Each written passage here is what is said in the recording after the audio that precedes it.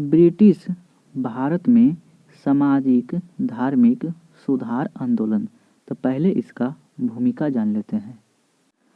भूमिका: ब्रिटिश शासन के दौरान शुरू की गई नई सामाजिक और आर्थिक प्रशासनिक प्रणाली ने भारतीय समाज के आधारभूत ढांचे को आमूलचूल परिवर्तन किया। नई एवं परंपरागत व्यवस्था के संघर्ष ने भारतीय समाज के आंतरिक उथल-पुथल को जन्म दिया। भारत में पाश्चात्य शिक्षा का प्रारंभ भी सामाजिक सांस्कृतिक जागरण का एक महत्वपूर्ण कारण था। यद्यपि कंपनी ने भारत के धार्मिक मामलों में हस्तक्षेप के प्रति संयम की नीति का पालन किया, लेकिन ऐसा उसने अपने औपनिवेशिक हितों के लिए किया था। पाश्चात्य शिक्षा से प्रभावित लोगों ने हिंदू सामाजिक संरचना, धर्म, रीति रिवाज, परंपराओं को तर्क की कसौटी पर कसना आरंभ कर दिया। परिणाम यह निकला कि सामाजिक एवं धार्मिक सुधार आंदोलन का जन्म हुआ। भारतीय समाज को पूर्ण जीवन प्रदान करने का प्रयत्न प्रभुत्व भारतीय सामाजिक एवं धार्मिक सुधारकों और सुधारवादी ब्रिटिश गवर्नर जनरलों एवं पाश्चात्य शिक्षा के प्रसार ने किया। भारत का सामाजिक और धार्मिक सुधार आंदोलन सांस्कृतिक राष्ट्रवाद के अभिव्यक्ति मानी जाती है। जब हमारा समाज और धर्म दोनों गतिहीन हो चले तो इस आंदोलन ने स्थिरता को तोड़ने का काम किया। 19वीं सदी में सुधार मुख्यतः नारी केंद्रित और 20वीं सदी में निम्न जाति केंद्रित रहे। सुधार आंदोलन के कारण क्या था? 1813 के चार्टर एक्ट के तहत ईसाई मिशनरियों का भारत में आगमन हुआ। इन प्रचारकों ने सामाजिक कुरीतियों पर प्रहार कर हिंदू और इस्लाम धर्म की मान्यताओं एवं व्यवहार पर चोट किया।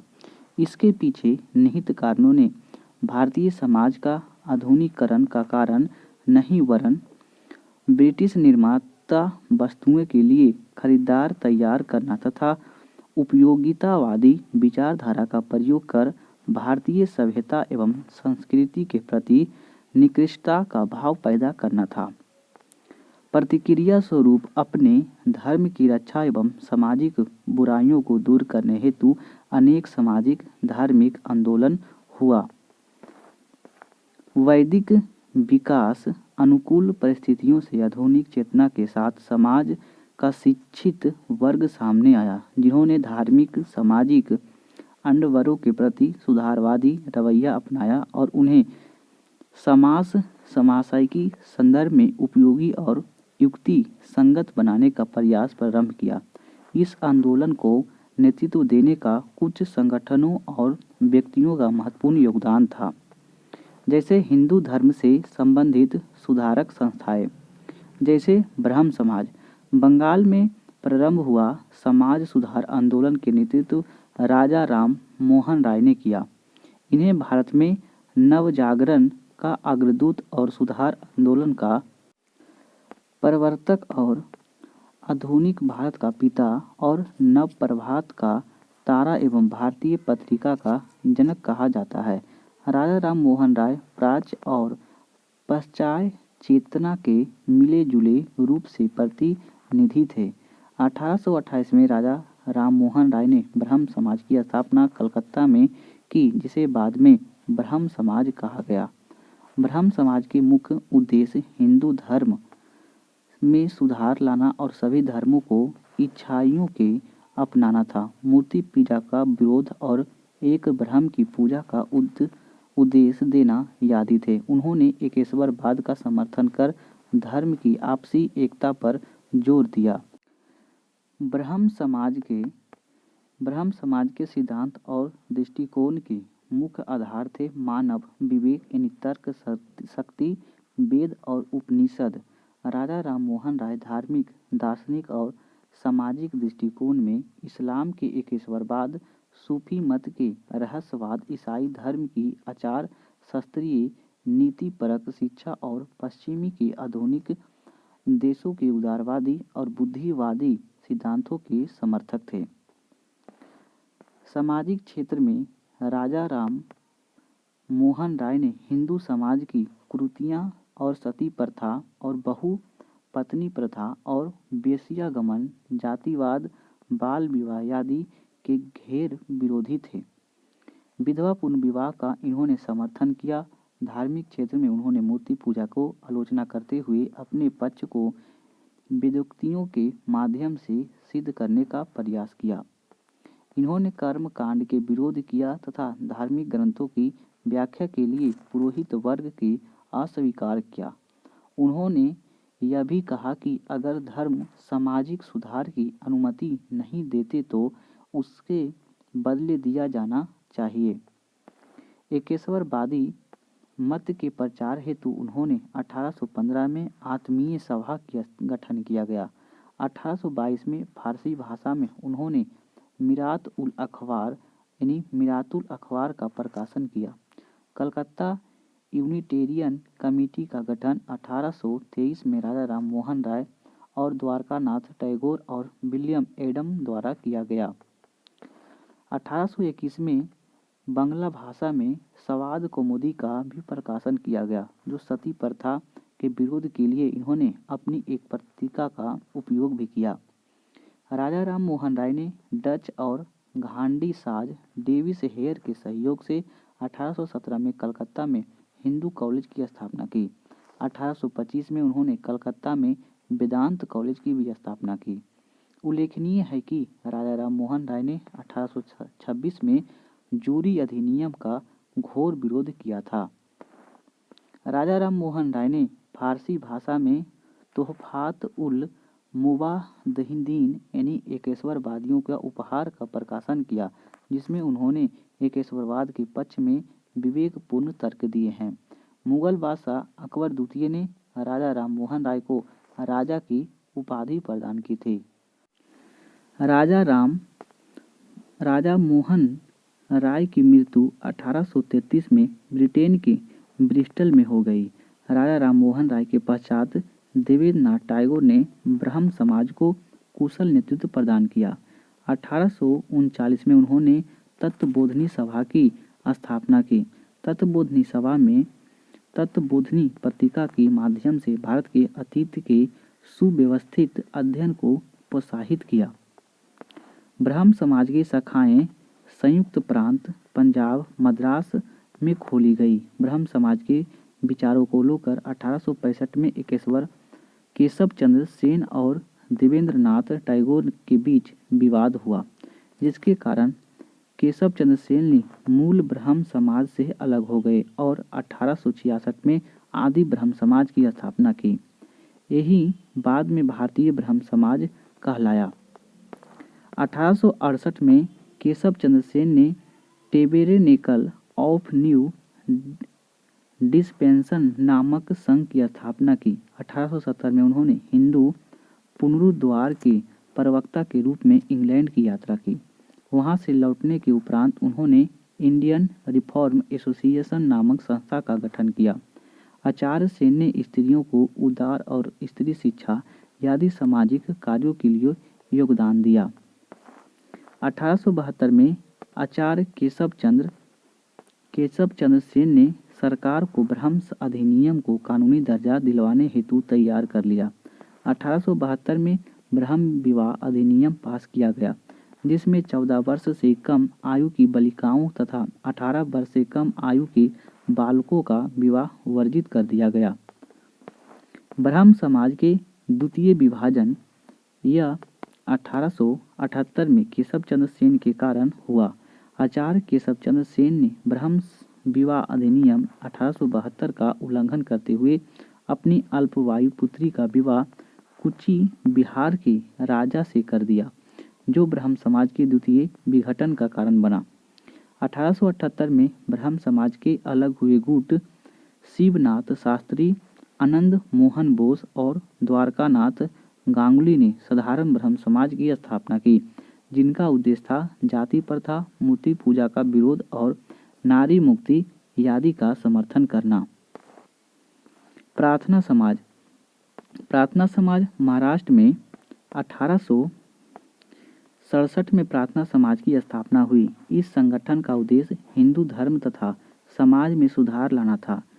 इसने एक ब्रह्म की उपासना का संदेश दिया और धर्म को जातिगत और रूढ़िवादिता से मुक्त करने का प्रयास किया। प्रार्थना समाज का स्थापना डॉक्टर आत्माराम पांडुरंग ने की थी। बाद में आर.सी. भंडारकर और महादेव गोविंद रानड़े ने संगठन में शामिल हुई। इस समाज के प्रसिद्ध दिलाने का श्रेय रानड़े को ही दिया जाता है। प्रार्थना समाज की स्थापना का प्रेरणा स्रोत केशव चंद्र सेन से था। 1867 ईस्वी में कुछ स्रोतों में 1870 दिया गया है, जो रानड़े के सार्वजनिक सभा का स्थापना किया। इनकी तीक्ष्ण में मेधा शक्ति के कारण इन्हें महाराष्ट्र का सुकारत भी कहा जाता था। उन्होंने अछूतों और दलितों एवं पीड़ितों का दशा सुधारने के उद्देश्य से कल्याणकारी संस्थाओं का गठन किया और विधवा आश्रम और रात्रि पाठशाला आदि। रानड़े के प्रत्यंतरों से दक्कन एजुकेशनल सोसाइटी की स्थापना हुई। दक्कन एजुकेशनल सोसाइटी की सदस्य में तिलक और महादेव, बल्लाल और नाम जोशी एवं विष्णु शास्त्री और चिपलुकर भी शामिल थे। रानड़े द्वारा महाराष्ट्र विधवा पुनर्विवाह एसोसिएशन की स्थापना की गई। महिलाओं के कल्याण के लिए आर्य महिला समाज की स्थापना पंडित रामाबाई ने की थी। रानड़े ने शिष्य गोपाल कृष्ण गोखले की सर्वेंट ऑफ इंडिया सोसाइटी 1905 में स्थापना की गई। प्रार्थना समाज के सिद्धांत और विचार भी ब्रह्म समाज के अनुरूप ही थे। इसने जाति प्रथा की समाप्ति और विधवाओं को पूर्ण विवाह, नारी शिक्षा को बढ़ावा और बाल विवाह के अंत आदि के पक्ष में प्रभावपूर्ण आवाज़ उठाई गई। प्रार्थना समाज धार्मिक गतिविधियां की अपेक्षा सामाजिक क्षेत्र में अधिक कार्यशील रहा और पश्चिमी भारत में समाज सुधार संबंधी विभिन्न कार्यालयों का केंद्र बना। प्रार्थना सभा ने भारत के सामाजिक और धार्मिक सुधार की एक क्रमिक प्रक्रिया को आगे बढ़ाया। साथ ही इसने अपने बाद के संगठन जैसे आर्य समाज, रामकृष्ण मिशन के लिए एक आधार का कार्य किया। इसके अतिरिक्त इसने भारतीय समाज की बुराइयों के प्रति सुधारवादी रवैया अपनाकर इसकी अच्छाइयों को उभार कर पश्चिमी सभ्यता के अहम को तोड़ने का भारतीय सभ्यता को पुनः उसके पुराने स्थान पर स्थापित करने में सहायता की। आर्य समाज 1875 में दयानंद सरस्वती ने बम्बई में आर्य समाज की स्थापना की। 1877 में आर्य समाज का मुख्यालय लाहौर में स्थापित किया गया।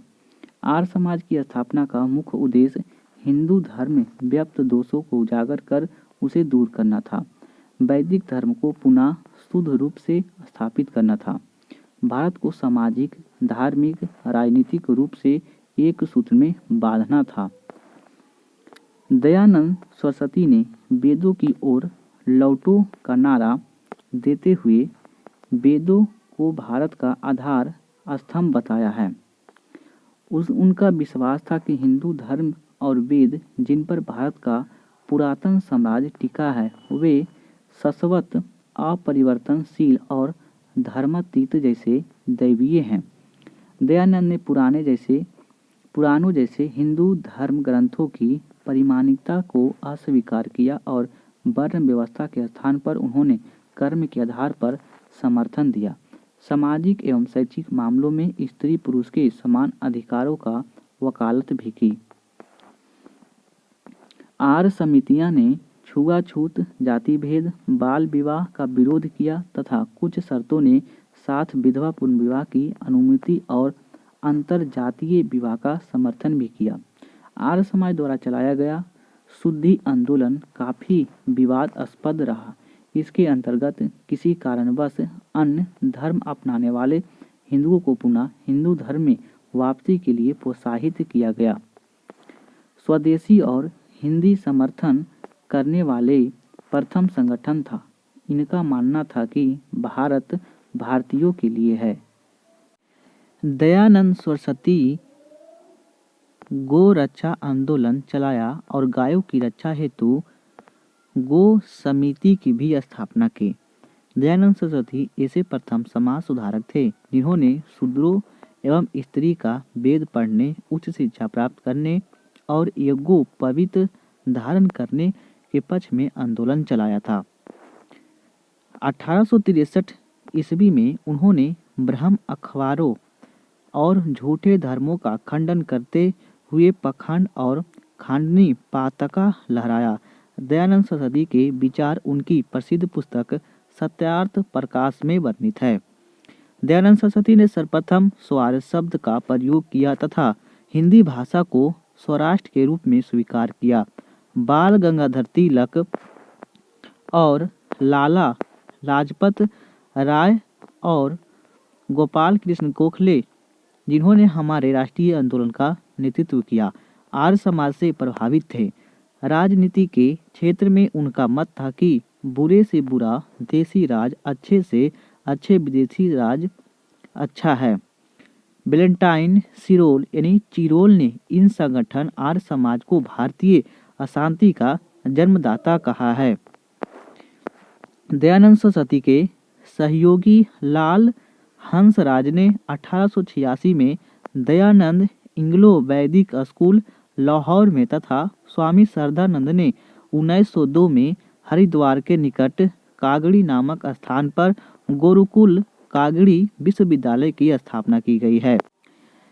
यंग बंगाल आंदोलन 19वीं सदी के तृतीय दशक के अंतिम वर्षों में बंगाल के बुद्धिजीवियों के मध्य रेडिकल ग्रुप संगठित हुआ जिसके विचार अधिक क्रांतिकारी थे। इस आंदोलन को यंग बंगाल आंदोलन के नाम से जाना जाता है। यंग बंगाल आंदोलन के प्रवर्तक हेनरी लुइस विविनियन डिरोजियो थे। डिरोजियो फ्रांस के क्रांति से बहुत प्रभावित थे। समाज सुधार के लिए डिरोजियो ने एकेडमिक एसोसिएशन और society for acquisition of general knowledge जैसे संगठनों की स्थापना की। डिरोजियो ने इन्हें अपने समर्थकों को सत्य के लिए जीने और मरने, सभी सद्गुणों को अपनाने और उनके अनुसरण आचरण करने हेतु प्रोत्साहित किया गया। यंग बंगाल आंदोलन के मुख्य मुद्दे प्रेस की स्वतंत्रता, जमींदारों के अत्याचारों से रैयतों की सुरक्षा, सरकारी उच्च सेवाओं में भारतीयों को रोजगार दिलाना आदि था। डिरोजियो के मुख्य शिष्य में राजगोपाल घोष और कृष्ण मोहन बनर्जी एवं महेंद्र चंद्र घोष थे। सुरेंद्रनाथ बनर्जी डिरोजियो के अनुयायियों को बंगाल में आधुनिक सभ्यता का अग्रदूत, हमारी जाति का पिता कहा गया है। डिरोजियो को आधुनिक भारत का प्रथम राष्ट्रवादी कवि भी कहा जाता है। यंग बंगाल आंदोलन का मूल संदर्भ देसी था, लेकिन इस पर विदेशी प्रभाव को इनकार नहीं किया जा सकता। यंग बंगाल को संस्थापक डिरोजियो स्वयं फ्रांस के क्रांति के सिद्धांतों से प्रभावित थे, साथ ही बंगाल के नौजवानों पर इटली के स्वतंत्रता आंदोलन का प्रभाव था। डिरोजियो ने समाचार पत्रों और पुस्तिकाओं और सार्वजनिक संगठनों को माध्यम से लोगों को सामाजिक, आर्थिक और राजनीतिक स्तर पर जागरूक करने में राजा राममोहन राय की परंपरा का अनुसरण किया था। उन्होंने सार्वजनिक आंदोलन जैसे प्रेस की स्वतंत्रता, विदेशी ब्रिटिश उपनिवेशों में भारतीय श्रमिकों के लिए बेहतर स्थिति और बहुमत वाली ज्यूरी द्वारा मुकदमे की सुनवाई और भारतीयों को सरकारी सेवाओं में उच्च पद जैसे मुद्दों पर खुलकर बहस की गई। रामकृष्ण मिशन। रामकृष्ण परमहंस के शिष्य विवेकानंद द्वारा रामकृष्ण मिशन की स्थापना 1897 में कलकत्ता के समीप बारानगर में की गई। स्वामी विवेकानंद के बचपन का नाम नरेंद्र दत्त था। रामकृष्ण मिशन के शिक्षाओं और उपनिषद एवं गीता के दर्शन, बुद्ध एवं यीशु के उपदेशों के आधार बनाकर विवेकानंद ने विश्व को मानव मूल्यों की शिक्षा दी गई। 1893 ईस्वी में अमेरिका के शिकागो शहर में आयोजित प्रथम विश्व धर्म सम्मेलन में स्वामी विवेकानंद ने भारत का नेतृत्व किया। इस सम्मेलन में जाने से पूर्व ही नरेंद्र दत्त का नाम बदलकर महाराजा खेतड़ी के सुझाव पर स्वामी विवेकानंद रखा गया। विवेकानंद ने शिकागो के संपन्न विश्व धर्म सम्मेलन 1893 ईस्वी में सभी धर्मों को एकता के विषय में कहा और उन्होंने अध्यात्मवाद एवं भौतिकवाद के मध्य संतुलन स्थापित कर कहा कि यदि पश्चिमी के भौतिकवाद एवं पूर्वी के आध्यात्मिकवाद के सम्मिश्रण कर दिया जाए तो मानव जाति के भलाई का सर्वोत्तम मार्ग होगा। विवेकानंद कहना था कि धर्म ना पुस्तक में है और ना ही वैदिक विकास में और ना ही तर्क में।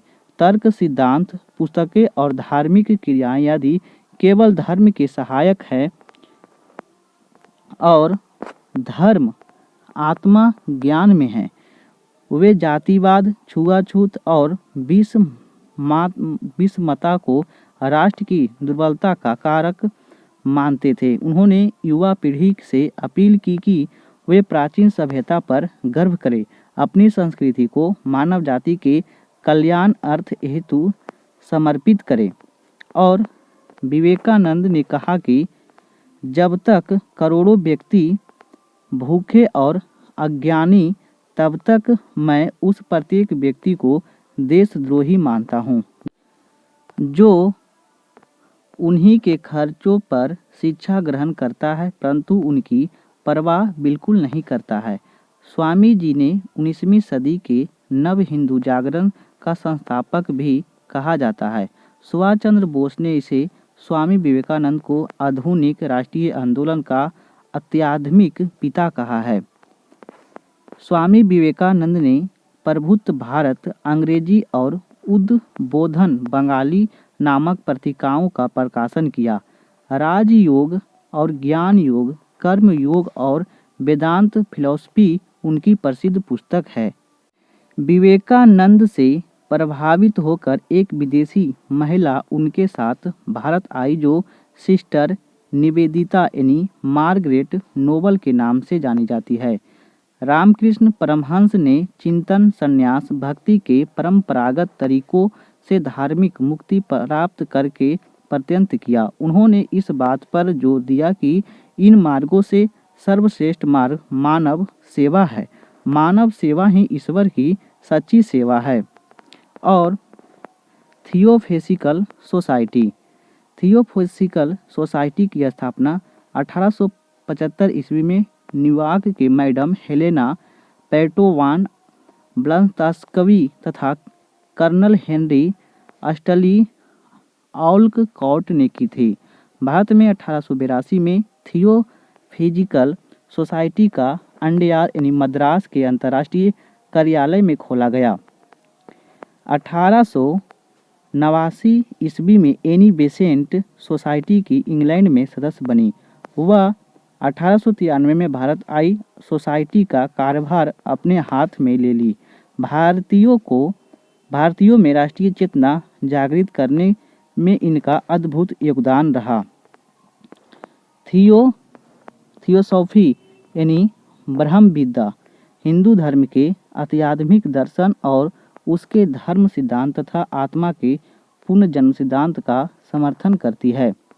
और थियोसॉफिकल सोसाइटी पुनर्जन्म कर्म के सिद्धांत को मान्यता देती थी।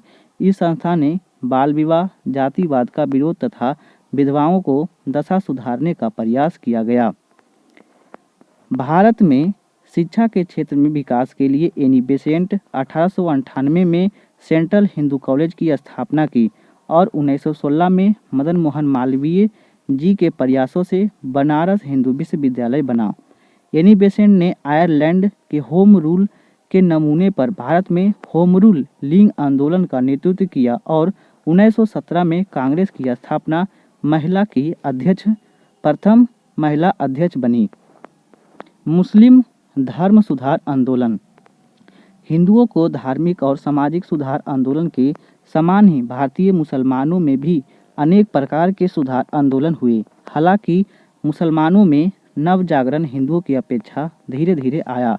इसका कारण यह था कि प्रारंभ में मुस्लिम आधुनिक शिक्षा से दूर रहे और अपनी पुराणपंथी इस्लाम से जुड़े रहें। 19वीं शताब्दी के अंत में मुसलमान आधुनिक शिक्षा के तरफ मुड़े और धीरे धीरे उनके बीच शिक्षित आधुनिक बुद्धिजीवियों का उदय हुआ। अलीगढ़ आंदोलन।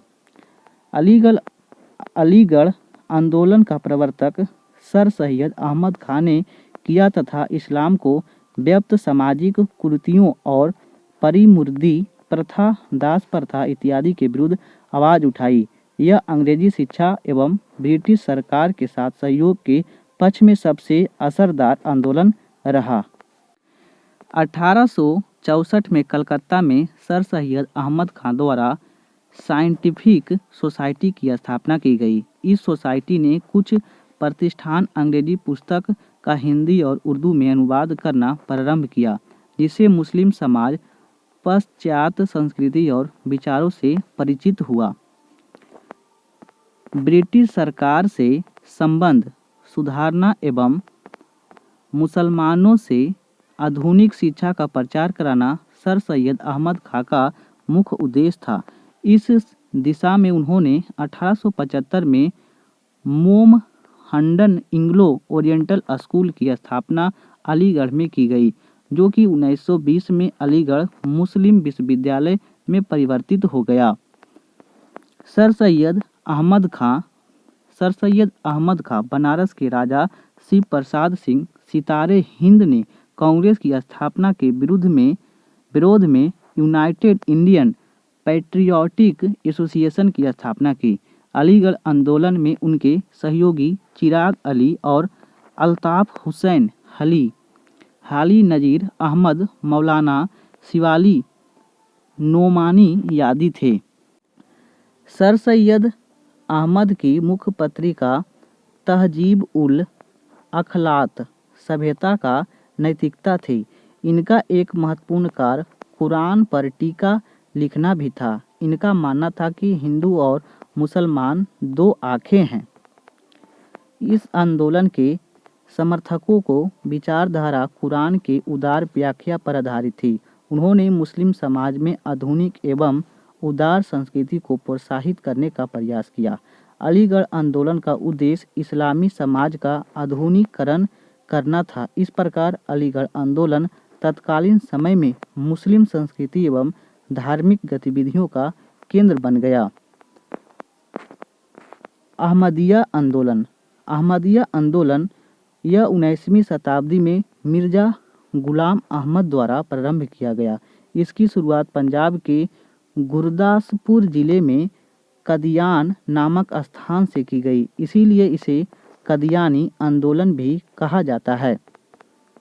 इस आंदोलन ने जिहाद का विरोध किया और गुलाम अहमद पश्चिमी उदारवाद, ब्रह्म विद्या तथा हिंदुओं को धार्मिक सुधार आंदोलन से प्रभावित थे। गुलाम अहमद ने अपनी पुस्तक बरहीन अहमदिया में अहमदिया आंदोलन के सिद्धांतों की व्याख्या की है। गुलाम अहमद ने स्वयं को मुहम्मद साहब के बाद एक और पैगंबर कृष्ण का अवतार बताया है। बहावी आंदोलन 1830 से 60 के बीच में हुआ। यह मूलतः मुस्लिम सुधारवादी धार्मिक आंदोलन था, जो उत्तर पश्चिम, पूर्वी तथा मध्य भारत में सक्रिय रहा।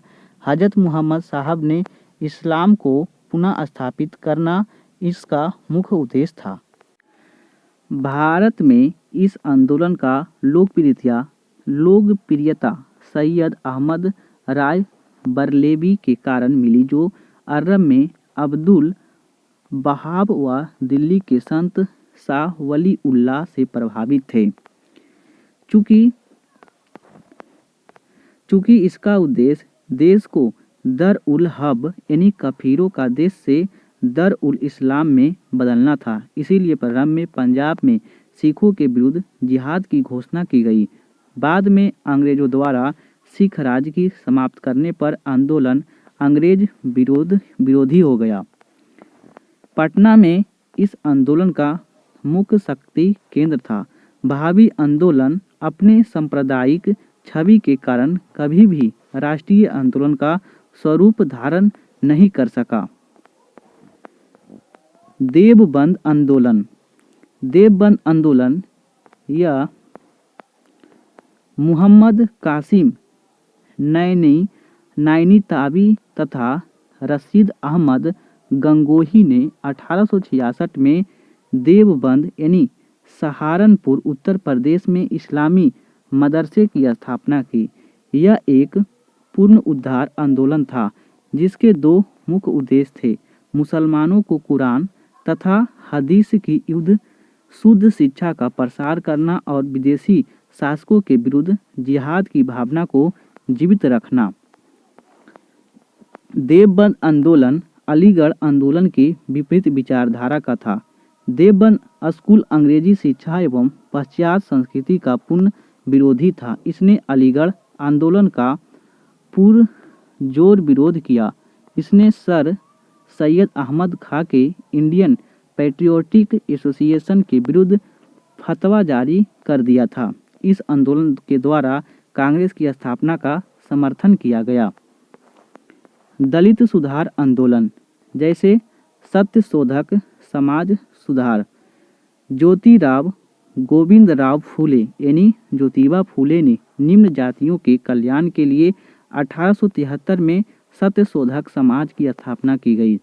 यह प्रथम भारतीय संगठन था जिसने अस्पृश्य वर्ग के लिए स्कूल खुलवाए तथा नारी शिक्षा के लिए पूना में एक कन्या विद्यालय खोला गया। ज्योतिबा फूले समाज में जाति प्रथा के पूर्ण उन्मूलन और सामाजिक आर्थिक समानता के पक्षधर थे।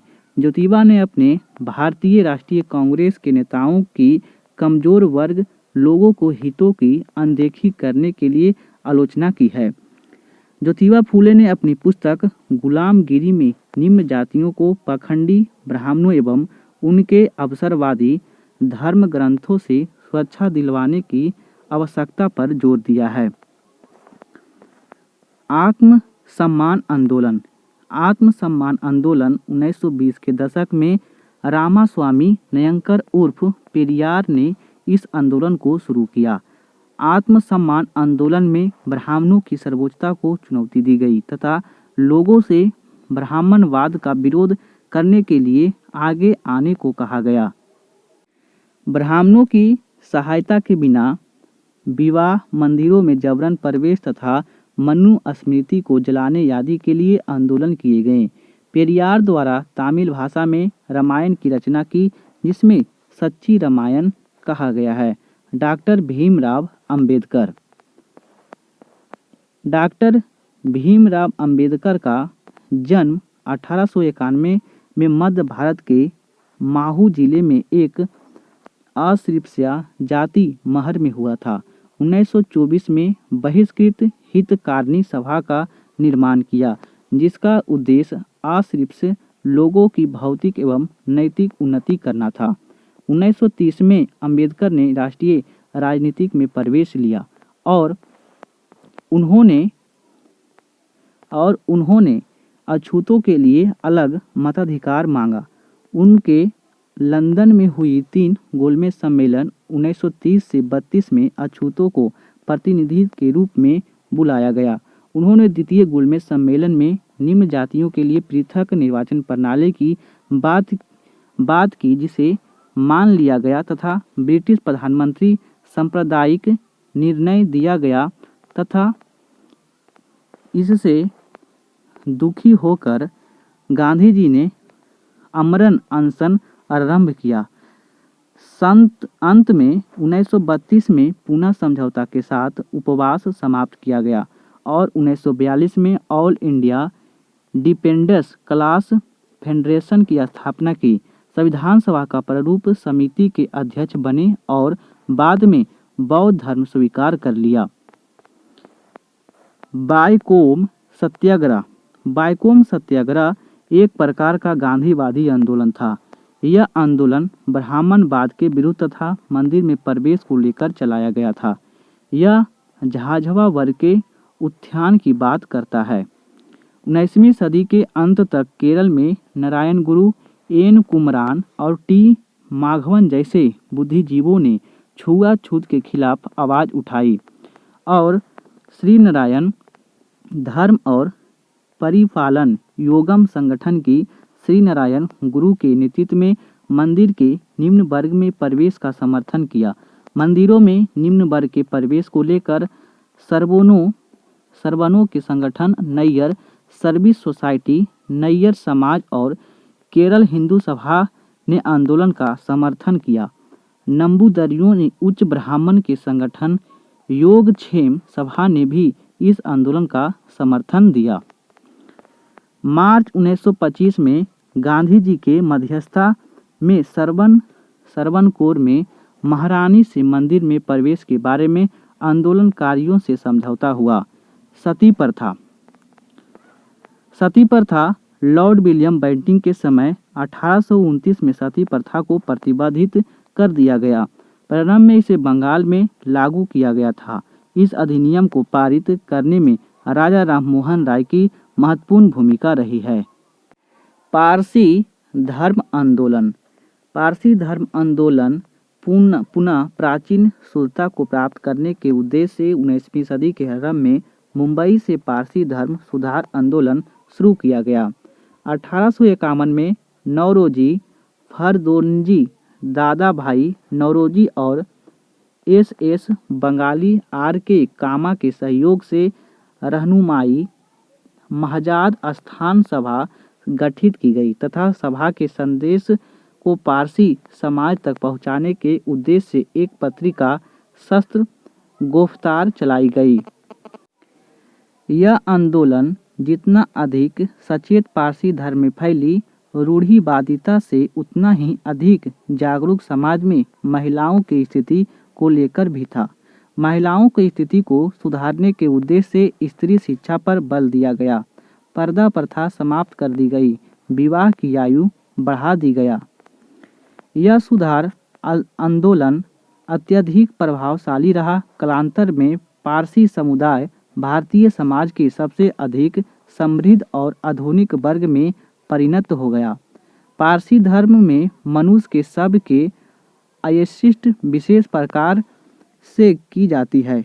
सबको खुले आसमान में काफ़ी ऊंचाई पर यानी खम्मा में रख दिया जाता है ताकि चील गिद्ध उसे खा जाए। मान्यता है कि ऐसा करने से पृथ्वी जल अग्नि की शुद्धता बनी रहती है।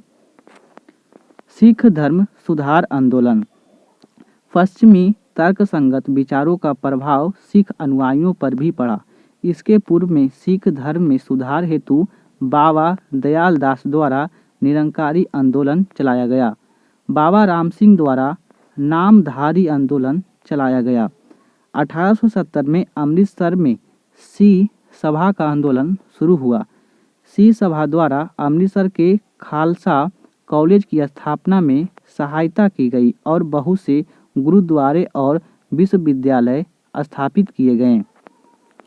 गुरुमुखी और पंजाबी साहित्य में विशेष प्रोत्साहन दिया गया, लेकिन इस दशा में वास्तविक और अधिक प्रतिक्रियावादी गतिविधियां 1920 में अकाली आंदोलन के साथ प्रारंभ हुई।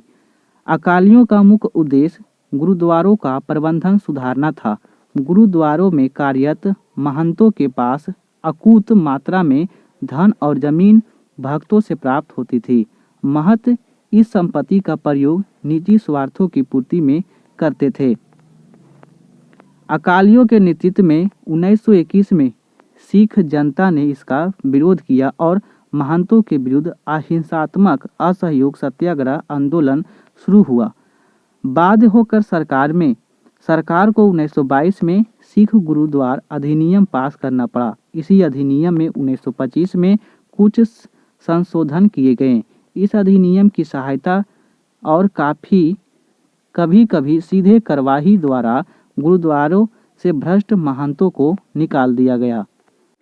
सामाजिक सुधार हेतु उठाए गए कदम जैसे बाल विवाह। भारत में बाल विवाह का समस्या परम से ही रही है। आधुनिक काल में ईश्वरचंद्र विद्यासागर ने इसे रोकने का साहसिक प्रयास किया। विद्यासागर तथा उनके समर्थकों ने दबाव के कारण 1860 में लड़की की विवाह का न्यूनतम आयु 10 वर्ष कर दी गई।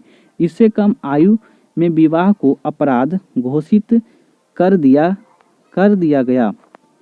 ब्रिटिश सरकार ने बाल विवाह को प्रतिबंधित करने के लिए 3 अधिनियम पारित किए, जैसे सिविल मैरिज एक्ट या नेटिव मैरिज एक्ट 1872 में। इस अधिनियम के द्वारा लड़कियों की विवाह की न्यूनतम आयु 14 वर्ष तथा लड़कों की 18 वर्ष कर दी गई। इस एक्ट द्वारा बहु विवाह प्रथा को समाप्त कर दिया गया। समिति आयु अधिनियम 1891 में। इस अधिनियम प्रसिद्ध भारतीय समाज सुधारक एवं बम्बई के पारसिक बारहमाजी मलमारी के प्रत्यंत से पारित हुआ। इसे 1891 में संपत्ति आयु एक्ट काउंसिल द्वारा पारित कर दिया गया। इस अधिनियम के द्वारा लड़कियों का विवाह का न्यूनतम 12 वर्ष कर दी गई। बाल गंगाधर तिलक ने इस अधिनियम का विरोध किया। बाल विवाह निरोध अधिनियम 1929 में, इसे शारदा एक्ट भी कहते हैं। अजमेर निवासी एवं प्रसिद्ध शिक्षाविद डॉक्टर हरबिलास शारदा के प्रत्यंत से बाल विवाह निषेध कानून बना। उन्हीं के नाम पर यह शारदा एक्ट कहलाया। इस अधिनियम द्वारा विवाह की न्यूनतम आयु लड़कियों की 14 वर्ष तथा लड़कों को 18 वर्ष निर्धारित की गई। स्वतंत्रता पश्चात भारत सरकार द्वारा 1978 में बाल विवाह निरोधक अधिनियम संशोधित किया गया और बालक के विवाह की आयु 18 वर्ष से 21 वर्ष तथा बालिका की 14 वर्ष से बढ़ाकर 18 वर्ष निर्धारित की गई। बाल विवाह का समर्थन करने वाले विरुद्ध दंड का प्रावधान भी शामिल है।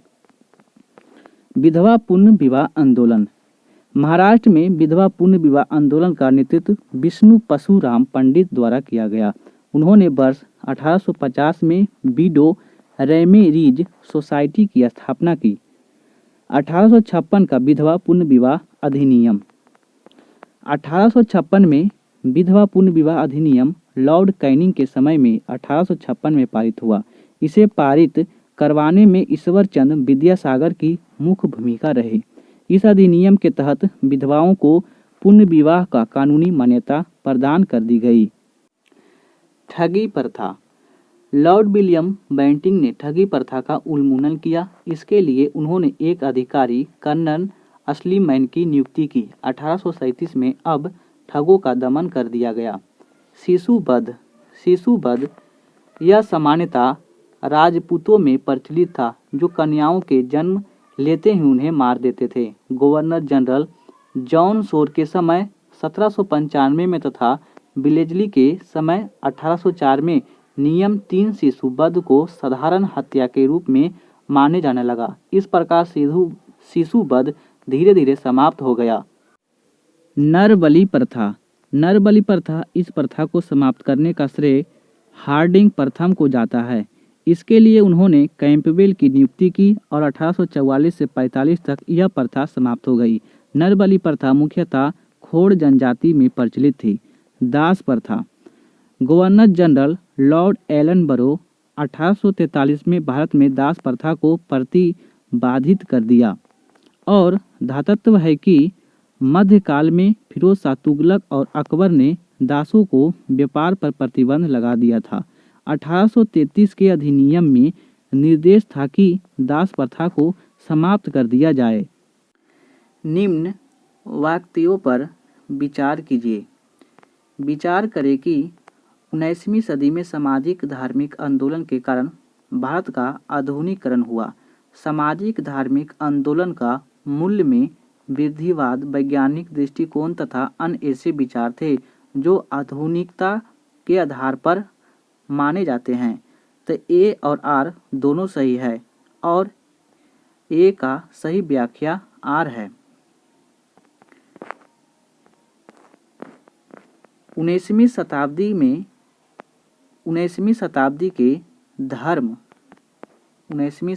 के धर्म समाज सुधार आंदोलन में जनसंख्या के किस वर्ग में मुख्यतः आकर्षित किया था?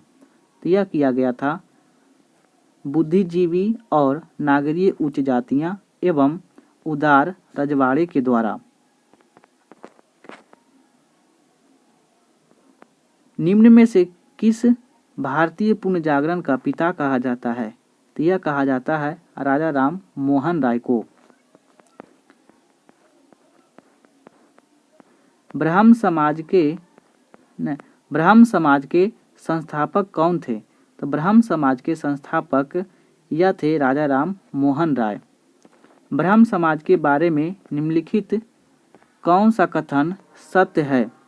तो यह कथन सत्य है केवल 1 और 2। इसने मूर्ति पूजा का विरोध किया और दूसरा धार्मिक ग्रंथों के व्याख्या के लिए इन्होंने पुरोहित वर्ग को अस्वीकार किया। विवेकानंद ने शिकागो में आयोजित पार्लियामेंट ऑफ वर्ल्ड्स रिलीजन में भाग लिया था। यह लिया गया था 1893 ईस्वी में। इनमें से किस प्रख्यात समाज सुधारक ने ज्ञान योग, कर्म योग और राजयोग नामक पुस्तकें हैं? तो यह पुस्तकें संबंधित है स्वामी विवेकानंद से। निम्नलिखित संगठनों में से किसने शुद्धि आंदोलन का समर्थन किया था? तो यह किया गया था आर्य समाज के द्वारा। पश्चिमी भारत के डी.के. कार्वे का नाम निम्नलिखित में से किस संदर्भ में आता है? तो यह आता है स्त्री शिक्षा और विधवा पुनर्विवाह पर। रामकृष्ण मिशन की स्थापना 1897 में किसके द्वारा की गई थी? तो यह किया गया था विवेकानंद के द्वारा। सूची 1 और सूची 2 को सुलेमित करना है। तो राजा राम मोहन राय इन्होंने यह कहा कि हिंदू धर्म की शुद्धतम रूप उपनिषदों में निहित है। केशव चंद्र सेन इन्होंने यह कहा कि ब्राह्मणवाद विश्व धर्म बनाना चाहिए। दयानंद सरस्वती इन्होंने हिंदू धर्म को पहचान वेदों में स्थापित धर्म से की है। रामकृष्ण परमहंस यह एक जोर दिया कि ईश्वर एक पहुँचने की कई मार्ग हो सकते हैं। निम्न में से किसने कहा था कि अच्छा शासन व्यवस्था स्थापना नहीं है? तो यह कहा गया था स्वामी दयानंद के द्वारा। प्रार्थना समाज के संस्थापक कौन थे? तो यह थे आत्माराम पांडुरंग। सत्यशोधक समाज के संस्थापक जिन्होंने गुलामगिरी पुस्तक लिखी है वह कौन थे? तो वह थे ज्योतिबा फूले। सत्यशोधक समाज ने संगठित किया था। तो यह कहा गया था महाराष्ट्र एक जाति विरोध और पिछड़े वर्ग के उत्थान हेतु आंदोलन शुरू हुआ था। निम्नलिखित युगों में से कौन सुलेमित नहीं है? राजा राम मोहन राय ब्राह्म समाज, दयानंद सरस्वती आर्य समाज, स्वामी विवेकानंद रामकृष्ण मिशन, महादेव गोविंद रनाड़े थियोफिजिकल सोसाइटी। तो यह नहीं सुलेमित है, ऑप्शन नंबर डी। शारदा अधिनियम के अंतर्गत लड़कियों और लड़कों को विवाह की न्यूनतम आयु क्रमशः कितनी निर्धारित की गई थी? तो यह किया गया था 14 और 18। ब्रह्म समाज का सिद्धांत आधारित था। तो यह आधारित था एकेश्वरवाद पर। भारतीय राष्ट्रवाद का पैगंबर आधुनिक पुरुष किसे माना जाता है? तो यह माना जाता है राजा राम मोहन राय को। राजा राम मोहन राय द्वारा स्थापित प्रथम संस्था क्या थी? तो यह संस्था थी आत्मीय सभा। निम्नलिखित पर विचार कीजिए। Calcutta Unitarian Committee, Tabernacle of New Dispensation, Indian Reform Association. तो यह सही है केवल 3 यानी इंडियन रिफॉर्म एसोसिएशन। निम्नलिखित में से किस समाज सुधारक ने 1826 में जूरी अधिनियम का घोर विरोध किया गया था? तो यह विरोध किया गया था राजा राम मोहन राय के द्वारा।